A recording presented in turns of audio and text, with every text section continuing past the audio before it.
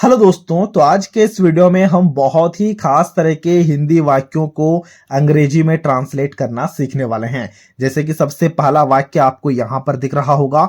सबसे पहला वाक्य है तुम कहां जा रहे हो, और दूसरा वाक्य आपको यहां पर दिख रहा होगा वह कहां पढ़ रही है।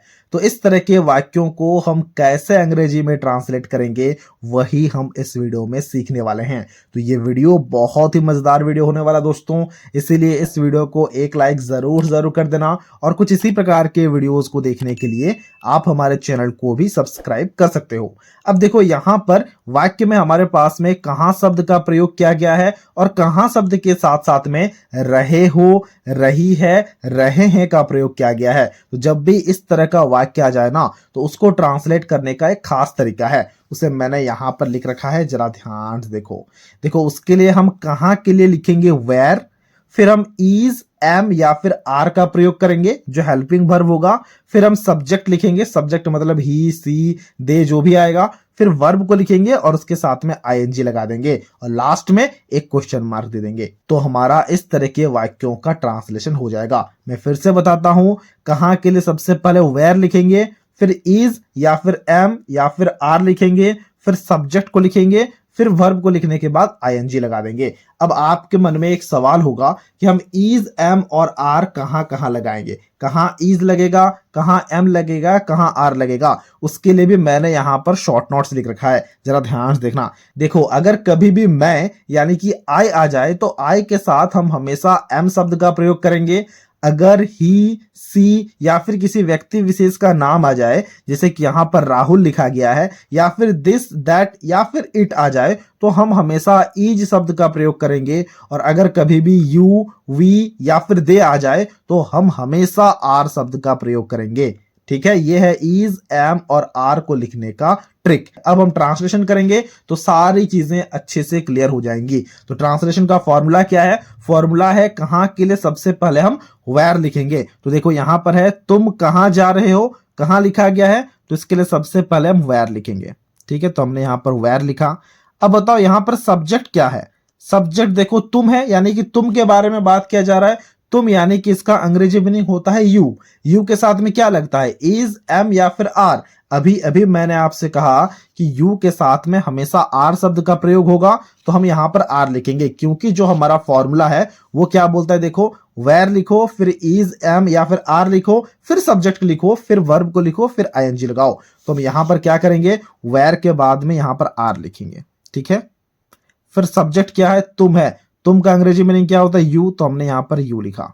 फिर वर्ब क्या, देखो यहां पर लिखा गया जा रहे हो, यानी कि जाना वर्ब हुआ। जाना का अंग्रेजी मीनिंग क्या होता है? जाना का अंग्रेजी मीनिंग होता है गो। और सिर्फ गो नहीं लिखेंगे क्योंकि रहे लिखा गया है, इसके साथ में आईएनजी लगा देंगे और हमें एक क्वेश्चन मार्क लगा देना है। वेयर आर यू गोइंग हो गया तुम कहां जा रहे हो का अंग्रेजी में ट्रांसलेशन। देख रहे हो कितना आसान है? बहुत ही ज्यादा आसान है। इसी प्रकार से यहां पर देखो हमारे पास में कुछ और वाक्य दिए गए हैं। ठीक है, देखो दूसरा वाक्य है वह कहां पढ़ रही है। सबसे पहले कहां के लिए लिखो, कहां के लिए क्या होगा? वेयर होगा, तो हमने वेयर लिखा। अब बताओ सब्जेक्ट क्या है? सबसे पहले बताओ किसके बारे में बात किया जा रहा है? क्या किसी पुरुष के बारे में बात किया जा रहा है या फिर स्त्री के बारे में बात किया जा रहा है? रही है मतलब स्त्री के बारे में बात किया जा रहा है। और वह लिखा गया, वह का अंग्रेजी मीनिंग क्या होगा? ही होगा या फिर सी होगा? सी होगा क्योंकि स्त्री के लिए बात किया जा रहा है, और सी के साथ हमेशा इज लगता है, तो इसलिए हमने यहां पर इज लगाया। वेयर इज, फिर वह के लिए यहां पर लिखेंगे सी, वेयर इज सी। फिर देखो वर्ब क्या है? वर्ब यहां पर पढ़ है, पढ़ यानी कि पढ़ना। अब पढ़ना के लिए आप यहां पर रीड भी लिख सकते हो या फिर स्टडी भी लिख सकते हो, तो हम यहां पर स्टडी लिखेंगे पढ़ना के लिए। तो हमने यहां पर स्टडी लिखा और साथ साथ में आईएनजी का प्रयोग किया। ये हो गया हमारा ट्रांसलेशन वह कहां पढ़ रही है का।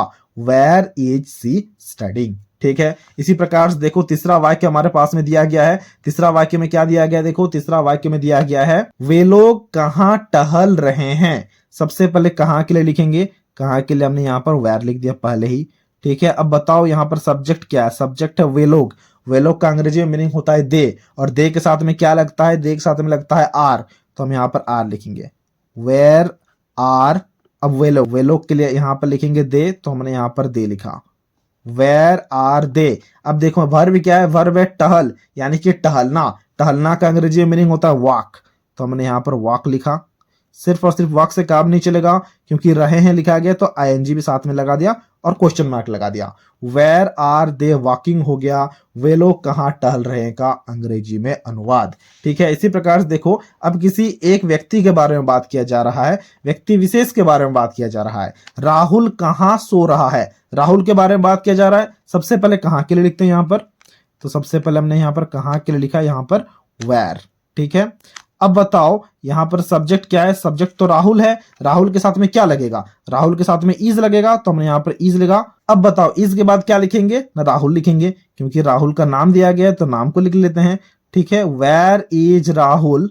फिर देखो वर्ब क्या है, सो यानी कि सोना। सोना का अंग्रेजी मीनिंग क्या होता है, वर्ब जो है गोल्ड नहीं, वर्ब होता है स्लीप, और साथ साथ में आईएनजी लगा देंगे, क्योंकि रहा है लिखा गया है इसलिए हमने यहाँ पर आईएनजी लगा दिया। वेयर इज राहुल स्लीपिंग हो गया, राहुल कहाँ सो रहा है का अंग्रेजी में अनुवाद।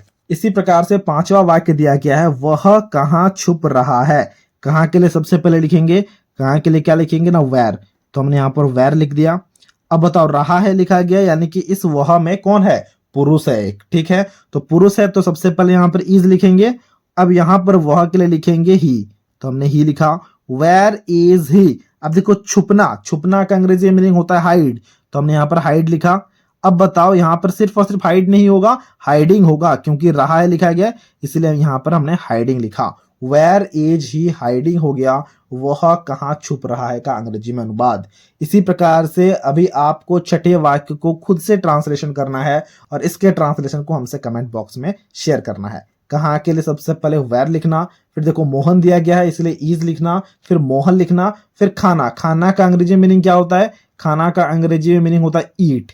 ठीक है, और रहा है इसलिए यहाँ पर एक आईएनजी भी आप लगा देना। इसके ट्रांसलेशन को आपको खुद से करना है और हमसे कमेंट बॉक्स में शेयर करना है। तो दोस्तों ये था आज का वीडियो, जहां हमने वेयर शब्द का प्रयोग करना सीखा है और कुछ इस तरह के हिंदी वाक्यों को अंग्रेजी में ट्रांसलेट करना काफी अच्छे से सीख लिया है। अगर आपको ये वीडियो अच्छा लगा है तो इस वीडियो को एक लाइक जरूर कर देना, और कुछ इसी प्रकार के वीडियोस को देखने के लिए आप हमारे चैनल को भी सब्सक्राइब कर सकते हो।